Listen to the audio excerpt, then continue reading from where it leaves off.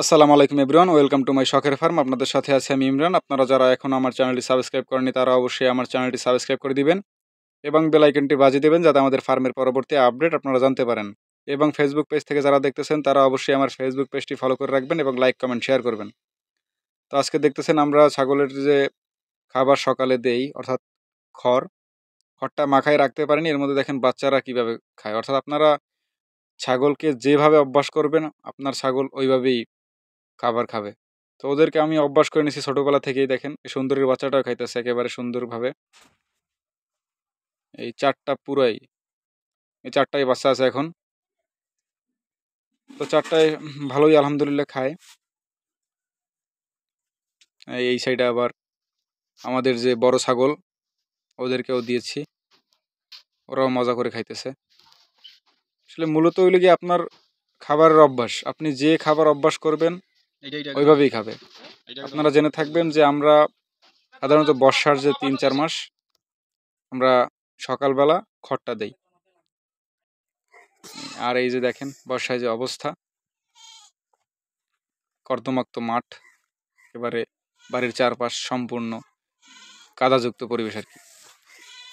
তারপর ওদেরকে একটু সেইভে রাখার চেষ্টা করতেছি আর কি। এই ও কিন্তু প্রেগনেন্ট, আজকে 2 মাস হবে প্রায়। এই এরা আমার আগের বাচ্চা,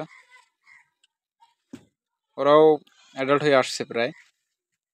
এই আমার কালা ছাগলটা, ওর একটা বাচ্চা আছে, 2টা বাচ্চা আছে সরি,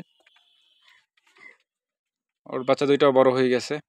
আর এই যে দেখেন এই জায়গায় কিন্তু আমাদের সম্পূর্ণ ঘাস ছিল, কিন্তু ঘাসগুলো একটু অল্প বয়সে কাটার কারণে ছত্রাক জৈমা মারা গেছে। অতিরিক্ত বৃষ্টির কারণে গোড়া একেবারে পচন ধরে গেছে, যার কারণে এখন অগাছা বেশি হয়েছে। অগাছাগুলো আমরা ছাগলকে নিয়ে খাওয়াইব।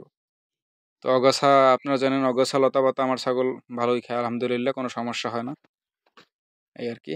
এই দেখেন অগাছা লতা পাতাগুলো সম্পূর্ণ কেটে আমরা আমাদের যে ছাগলকে খাইতে দিয়েছি, এবং ওরা এগুলো খুব আরাম এবং স্বাচ্ছন্দ্য বোধ করে খাইতে। এইটা কি, এইটা মূলত অগসালতা বলতে এইটা পাট গাছের মতো। আমরা যে পাট গাছ বুনি ওই পাটের মতো, পাতাটা একেবারে পাটের মতো। দেখেন এটা কি গাছ আপনারা জানলে কমেন্ট করে জানাবেন।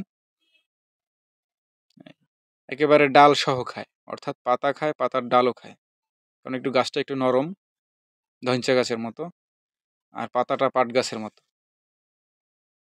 তো যাই হোক, সবাই ভালো থাকবেন আর যার যার ফার্মের প্রতি যত্নশীল হবেন।